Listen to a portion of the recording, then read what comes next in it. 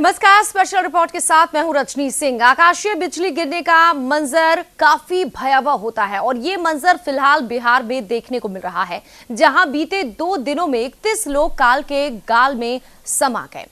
बावजूद इसके प्रशासन भी अपनी जिम्मेदारी निभाते हुए पीड़ितों को मुआवजा दे रहा है, लेकिन सच ये है कि इन नेचर डिजास्टर का कोई समाधान नहीं है। हाँ, बचाव जरूर है। स्पेशल रिपोर्ट में इसी पर चर्चा करेंगे।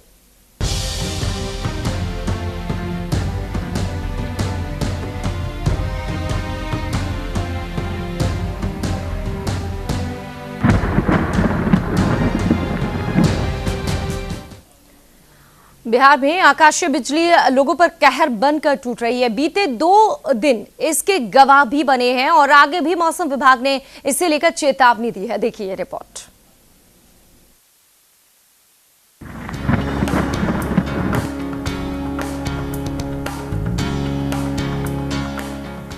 ज्यादातर मानसून आने के बाद और बरसात के दौरान बिजली गिरने और कड़कने की घटनाएं सामने आती हैं, जिसमें जानमाल की हानि होती है। दरअसल आसमान में अपोजिट एनर्जी के बादल हवा में उमड़ते घुमड़ते रहते हैं, जिसके दौरान ये विपरीत दिशा में कई बार टकरा जाते हैं। इससे होने वाले घर्षण से बिजली पैदा होती है, जो धरती पर गिरती है। आसमान में किसी तरह का कंडक्टर न होने से बिजली पृथ्वी पर कंडक्टर की तलाश में पहुंच जाती है, जिससे नुकसान पहुंचता है। आकाशीय बिजली जब लोहे के खंभों के अगल बगल से गुजरती है तो वो कंडक्टर का काम करता है। उस समय कोई व्यक्ति अगर उसके संपर्क में आता है तो उसकी जान तक चली जाती है। वहीं कई बार बिजली कड़कने की आवाज भी काफी तेज होती है, जिससे हार्ट अटैक की संभावनाएं भी बढ़ जाती हैं। बिजली गिरने की सबसे ज्यादा संभावना दोपहर के वक्त होती है। उधर बिहार में प्रकृति कहर बनकर उभरी है। बिहार में आकाशीय बिजली गिरने से पिछले 48 घंटों में 31 लोगों की मौत हो गई। ये जानकारी आपदा विभाग के प्रधान सचिव प्रत्यय अमृत ने प्रेस कॉन्फ्रेंस करके दी। IMD, Andhra Pradesh disaster management authority और अर्थवर्क, ये सब लोग मिलके ये इस ऐप को बनाएगा और ये पहली बार इसका प्रयोग आंध्र प्रदेश में हो रहा है और जो सूचना मिली है वो तेलंगाना वगैरह में भी इसको लिया जा रहा है। उसी कड़ी में अब हम लोग भी संपर्क में हैं और हम लोग निश्चित रूप से चाहेंगे, जैसा कि मुख्यमंत्री जी ने निर्देश दिया है, कि इस ऐप को यथाशीघ्र एक्सपेरिमेंट के तौर पर कुछ इलाके में बिहार में इस बार इसी सीजन में लागू कर देंगे। बहरहाल सरकार की तरफ से मृतकों के परिजनों को 4-4 लाख रुपए मुआवजा दिया गया है। वहीं सरकार ने बाढ़ प्रभावित जिलों में निगरानी बढ़ा दी है, तो जल संसाधन और आपदा विभाग को अलर्ट पर रखा गया है। स्पेशल डेस्क से विवेक भट्ट की रिपोर्ट, न्यूज इंडिया। ये बिजली जो कड़क रही है, ये जो गिर रही है, बहुत खतरनाक है। एक्ट ऑफ गॉड के तहत समाधान इसका कुछ नहीं है, लेकिन हाँ, बचाव बहुत जरूरी है। और बचाव क्या हो सकते हैं, न्यूज इंडिया पूरी कोशिश कर रहा है तमाम लोगों को आगाह करने की, बताने की, मौसम के बारे में हर तरह की जानकारी देने की। शुरुआत करते हैं सबसे पहले आरस से हमारे संवाददाता इस वक्त फोन लाइन पर जो है अटल बिहारी। अटल बिहारी, आपसे जानना चाहेंगे कि इतने जो दिन रहे हैं, पिछले 1-2 दिन से हम लगातार देख रहे हैं, कितने लोगों की मौत जिले में हो गई? ओवरऑल अगर बात की जाए तो 2 दिन में 31 लोगों की मौत तो हो चुकी है। अगर उस इलाके की बात करें तो कितने? देखिए रजनी, जिस तरह से वज्रपात की स्थिति यहाँ पर बनी हुई है, हर लोग सहमे हुए हैं, डरे हुए हैं कि कब किसके सर पर सामने आ जाए, कोई नहीं जानता। इसी दरमियान भोजपुर में की बात की जाए तो भोजपुर में अब तक 4 लोगों की मौत वज्रपात से हो गई है। जैसे कि नारायणपुर, परसों के अगर 2 दिन के पहले की बात की जाए तो नारायणपुर थाना क्षेत्र के मरणपुर और देवराट में बिजली गिरने से 3 लोगों की हो गई थी। एक पीरो थाना क्षेत्र में भी गिरा था, एक महिला की मौत हो गई थी। यानी कि 3 उसमें मिले।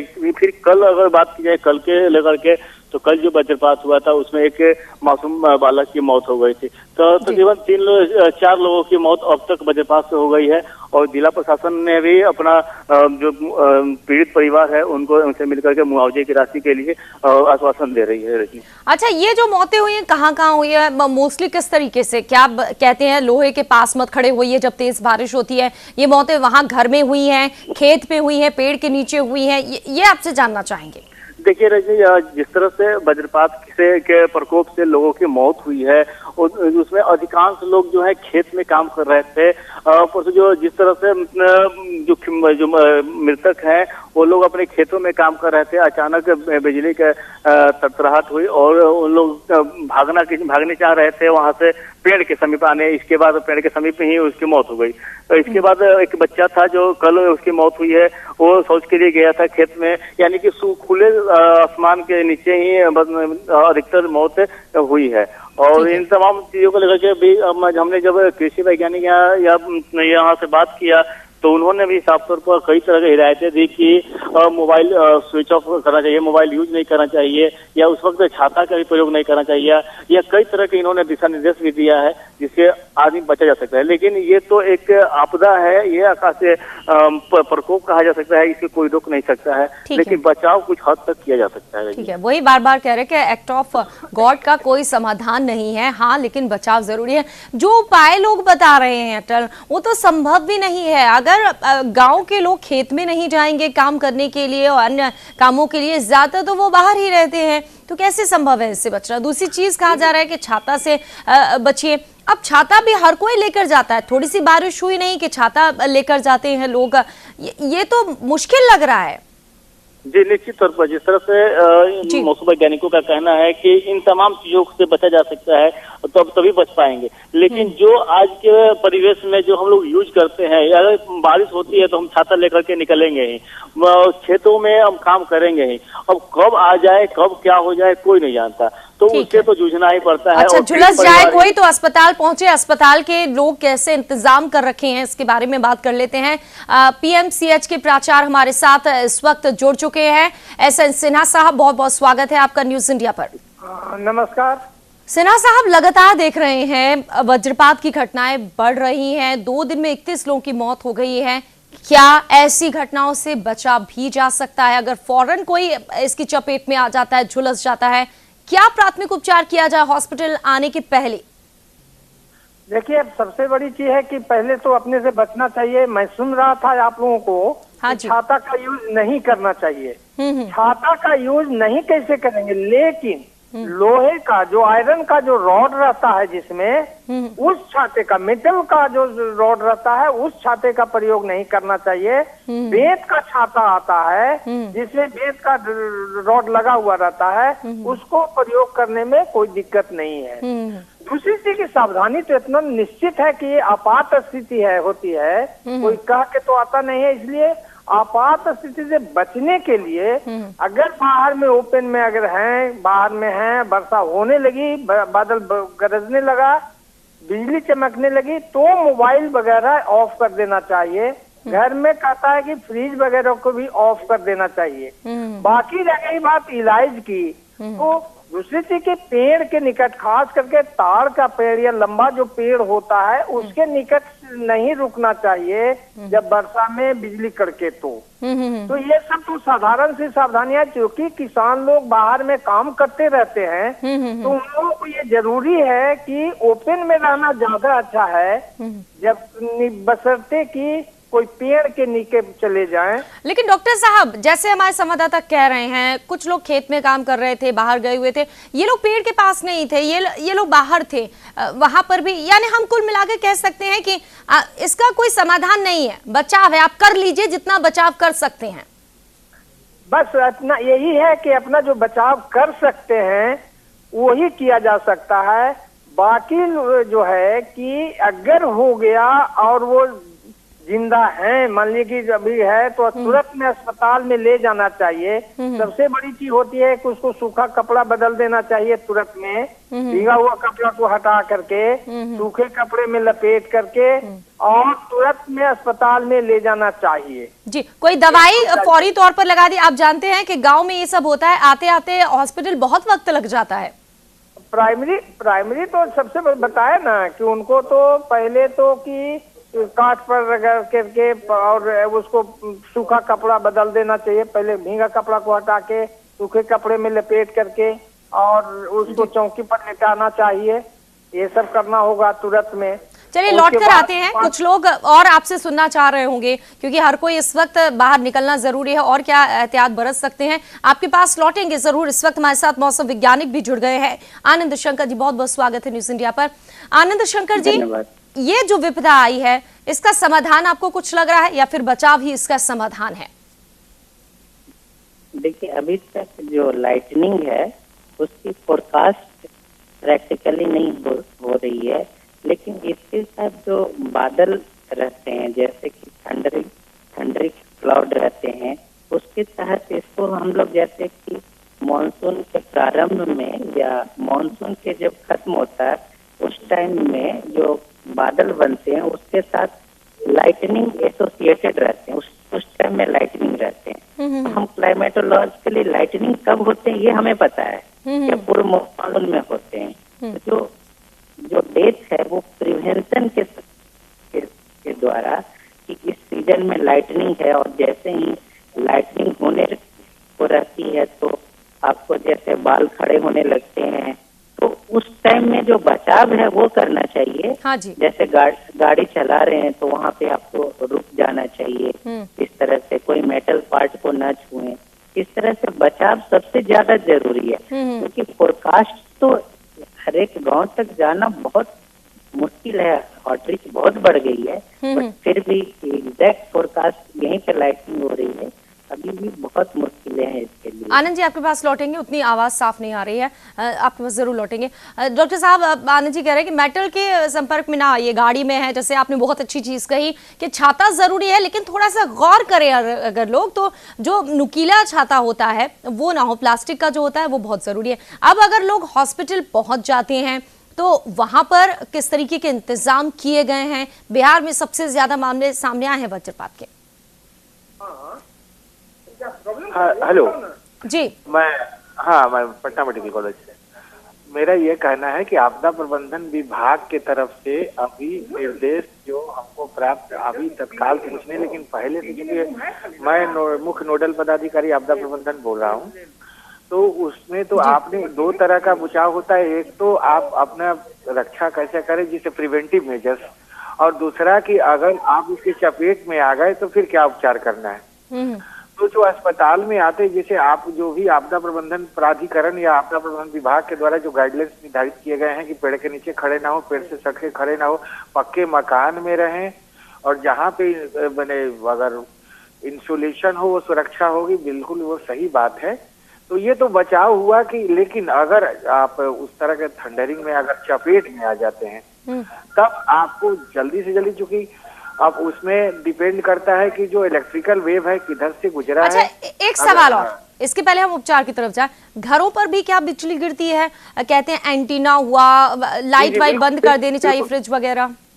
जी, तो लाइट तो आपको टीवी लाइट और अगर इस तरह के जितने उपकरण है इसको बंद कर देने चाहिए, नहीं तो उनका लॉस हो सकता है, उसके थ्रू कंडक्शन हो सकता है। जो ऊंचे मकान है, पहले के जमाने में काफी इसका अनुकरण किया जाता था कि वो तुरसू लगाया जाता था, उसको कॉपर वायर से अर्थिंग किया जाता था, तो उनका कंडक्शन हो जाता था और लोग चपेट में नहीं आते थे। थोड़ी कमी आई है जागरूकता में, और हमको आपको कम्युनिटी लेवल जरूर इसमें पार्टिसिपेशन होना चाहिए, एक दूसरे को जानकारी दें कि थंडरिंग से कैसे बचे, मकान को उससे रोधक कैसे बना सकते हैं, ताकि किसी इस तरह का जो इलेक्ट्रिकल वेव्स ऊपर से जो चलता है वो मकान या किसी व्यक्ति को डैमेज नहीं हो।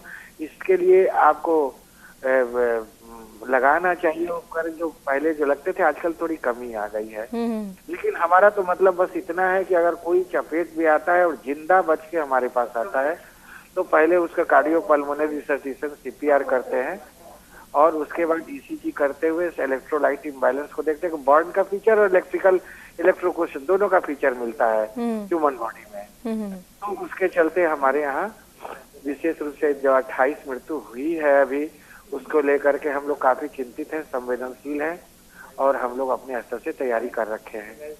ऐसी मरीज आएंगे हमारे अस्पताल में तो उनके उपचार में कोई देरी नहीं होगी, तत्काल उनकी सुविधा, चूंकि बहुत कम समय होता है, first hour is the golden hour, आप जानती हैं।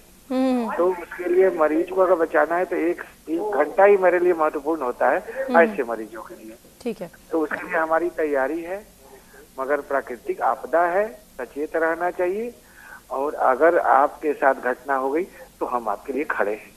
चलिए ठीक है, अब थोड़ा सा और वक्त लेंगे आपका। आनंद शंकर जी, आप थोड़ी देर पहले कह रहे थे कि मौसम की शुरुआत में और अंत में बिजली ज्यादा कड़कती है, उस वक्त ज्यादा सावधानी की जरूरत है। तो अब आगे क्या सचेत किस तरीके से रहे लोग, मौसम क्या कैसा रहेगा? यदि बिहार में देखते हैं तो आज एक दो स्थानों पे हैवी रेन और थंडर शॉवर्स हुई है और अभी होने के चांसेज है। लेकिन जो थंडर शॉवर्स जो हम कहना चाह रहे हैं, थंडर शॉवर्स के साथ ही जो बिजली गिरना और लाइटनिंग एसोसिएटेड रहती है। और आज से जो रेन की इंटेंसिटी है और थंडरस्टॉर्म से वो घटने लगेगी और कल तक थोड़ी चांसेज है एक दो जगहों पे ही हैवी रेन होने की। उसके बाद से अगले 3 दिनों का मौसम देखेंगे तो पूरे अब रेन घट जाएगी, हल्की बारिश होगी, लाइटनिंग होगी, बट उस इंटेंसिटी से नहीं होगी, फ्रीक्वेंसी अभी नहीं होगी। यानी ये जो खतरे की घंटी थी वो बज गई है, अब ज्यादा डरने की जरूरत नहीं है। हाँ, अभी अगले 3 दिनों तक, 4 दिनों तक फिर हमारा फोरकास्ट है कि 18th 19th से भी फिर हैवी रेन होने के चांसेज है। तो उसके बाद से मतलब हमें तैयार रहना होगा कि उस समय भी लाइटनिंग होगी और उस समय भी थंडरस्टॉर्म डेवलप होंगे, तो इस तरह का सिचुएशन आ सकता है। ठीक है, 18-19 तारीख को कुछ ऐसे। और क्या फिर जब एंड में आपने कहा मौसम जब जाता है मानसून, तब भी कुछ ऐसे ही वज्रपात होना शुरू हो जाता है? हाँ, जब एंड करती है मानसून उस टाइम में भी ऐसी सिचुएशन होती है कि आपका जो लाइटनिंग वगैरह के जो इंसिडेंट है वो ज्यादा हो जाते हैं। जो इंसिडेंट होते हैं लाइटनिंग, वो क्लाउड यदि लो लेवल पे होते हैं तो जो ग्राउंड टू जो क्लाउड लाइटनिंग है वो इंक्रीज हो जाते हैं। तो इस 2 सीजन में ही आप देखेंगे ना तो लो लेवल का जो क्लाउड है वो ज्यादा रहते हैं और ये थंडरस्टॉर्म्स के साथ रहते हैं। इस कारण से लाइटनिंग इसमें जो क्लाउड तो ग्राउंड लाइटनिंग है वो ज्यादा होते हैं। और पूर्व मानसून में भी देखिएगा तो आप उसमें भी लाइटनिंग ज्यादा होते हैं, क्योंकि उस समय थंडरस्टॉर्म डेवलप होते हैं, क्लाउड हाइट बहुत ज्यादा होती है और ग्राउंड से क्लाउड की डिस्टेंस कम हो जाती है। इसलिए मतलब ये प्रिवेंशन प्रिकॉशन भी रखा जाता है कि आप जितनी से हाँ, जो हमारे साथ जुड़ रहे हैं अभी दर्शक, उनके लिए बहुत जरूरी होगा कि आप एक बार फिर से बताएं क्या कुछ है। लौटेंगे, लेकिन उसके पहले सिन्हा साहब आपसे ये जानना चाहेंगे, जो लोग आपदा में मर जाते हैं उनके लिए मुआवजे की रकम है, लेकिन जो बुरी तरीके से झुलस जाते हैं क्या उनके लिए मुफ्त इलाज किया जाता है, क्या सुविधाएं दी जाती है? PMCH की बात करें या फिर अन्य जगह सरकार की तरफ से? तो देखिए, हमारे यहाँ जो सेंट्रल इमरजेंसी है वहाँ पे कंट्रोल रूम बना है, हमारे यहाँ नियंत्रक बैठते हैं। हमारे चिकित्सक ऐसे मामलों में, चूंकि प्रिवेंटिव मेजर्स ही ज्यादा महत्वपूर्ण होता है ऐसे मामलों में। लेकिन अगर घटना हो गई, अगर आप उसकी चपेट में आ गए तो मैंने पहले ही आपको बता दिया कि 1 घंटा हमारे लिए बहुत महत्वपूर्ण होता है और इसमें इलेक्ट्रोक्यूशन और बर्न दोनों का जो हम लोग का क्लिनिकल प्रेजेंटेशन मिला जुला होता है, इसलिए उनका हो सकता है कि इलेक्ट्रिकल जो वेव्स चले उससे हार्ट ब्लॉक हो जाए और हृदय की गति रुक जाए। तो फिर तो वैसे में CPR जो कार्डियो पल्मोनरी रिससिटेशन उसको हम लोग करते हैं।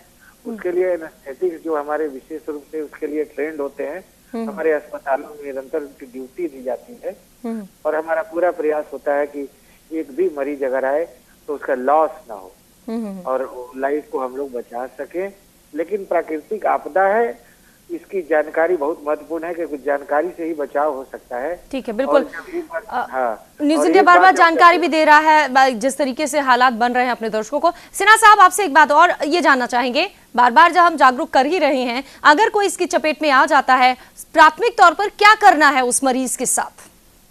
पहले तो आप उसके जो वाइटल साइंस को चेक कर लीजिए, जैसे हृदय की क्या गति क्या है, वो चल रहा है कि नहीं चल रहा है, फेफड़ा सांस का ये सब देख ले, स्किन चेंजेस, जो क्लिनिकल एग्जामिनेशन होता है, हालांकि वो तो चिकित्सक करता है। हाँ। लेकिन अगर सांस रुक गया है तो उसमें कार्डियोपल्मोनरी, बार बार मैं बोल चुका हूँ कई बार आपको, कार्डियोपल्मोनरी रिससिटेशन की आवश्यकता होता है, क्योंकि एक तरह से इलेक्ट्रिकल शॉक है वो।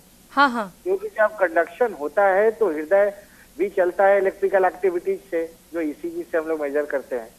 तो इलेक्ट्रिकल एक्टिविटी जो पूरा बॉडी का जो है चेंज कर जाता है। हाई वोल्टेज 10,000 तक वोल्ट का करंट पास करता है बॉडी के थ्रू, हेड से लेकर के, और बीच में ही हृदय है, तो हृदय रुकने की संभावना रहती है। लेकिन एक बार अगर मरीज जीवित है तब उसके बाद उसके लॉस की संभावना कम होती है। पहले सीपीआर करते हैं, इलेक्ट्रोलाइट एग्जामिनेशन करते हैं, उसको बैलेंस को ठीक करते हैं। और इसमें ज्यादा महत्वपूर्ण है कि जो आया 1 घंटा का उपचार ज्यादा महत्वपूर्ण होता है। बर्ड का मरीज का तो वैसे इलाज आपका 40 दिन तक चलता है। और फौरन कपड़े, आपने कहा कपड़े फौरन बदल दीजिए, जो गीले और खराब कपड़े तुरंत सूखे कपड़े में। हाँ, कपड़ों को बदलना चाहिए। आप देखिए, हाइपोथर्मिया बहुत इंपॉर्टेंट रखता है। अगर बॉडी टेम्परेचर आपका कम हो गया तो फिर बायोकेमिकल चेंजेस काफी हो जाएंगे, हृदय की गति पर भी असर पड़ता है।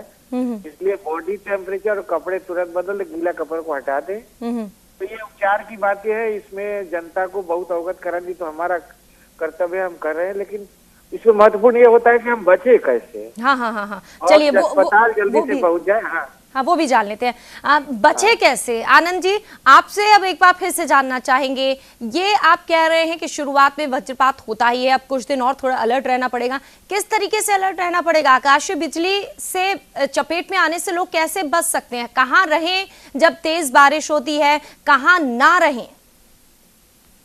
इसके लिए जो मैनुअल है, जो एडवर्टाइज किया जाता है, कि वो पूरी तरीके से फॉलो करना चाहिए। जैसे कि कोशिश करनी चाहिए ज्यादा से ज्यादा घर के अंदर रहें, और घरों की खिड़की दरवाजे बंद कर देना चाहिए, और जो इलेक्ट्रिक का जो अप्लायंसेज है उससे थोड़ा दूर रहना चाहिए।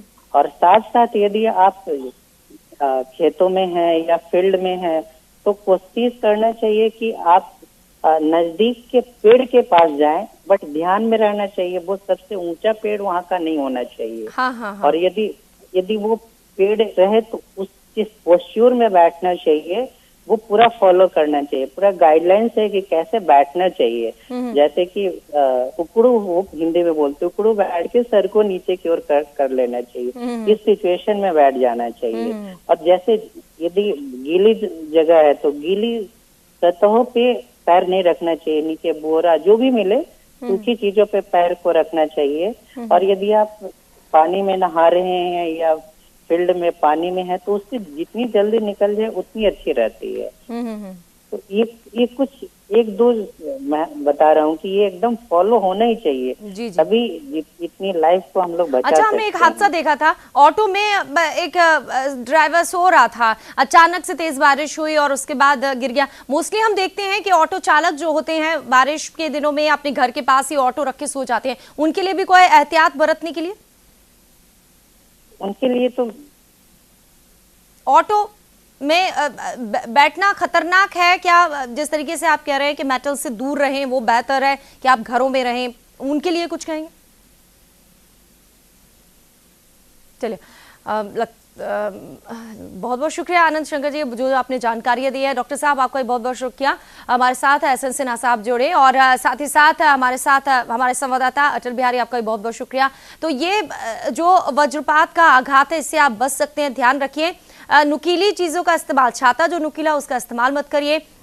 पेड़ जो ऊंचा लंबा हो वहां पर खड़ा मत होइए, हो सके तो गीले में भी रहने मुनासिब नहीं होगा, घर में ही रहिए। और घर में अगर ऐसे बिजली कड़कती है तो तुरंत फ्रिज, कूलर, टीवी ये सारे जो है वो बंद कर देने चाहिए। दूसरी चीज ये है कि अगर इसके संपर्क में कोई आ जाता है तो डॉक्टर साहब ने ये जरूर कहा है कि उसके कपड़े सबसे पहले आप बदल दीजिए, सूखे तरीके से लपेट लीजिए और फौरन लेकर जाइए डॉक्टर के पास। यही है इसका बचाव।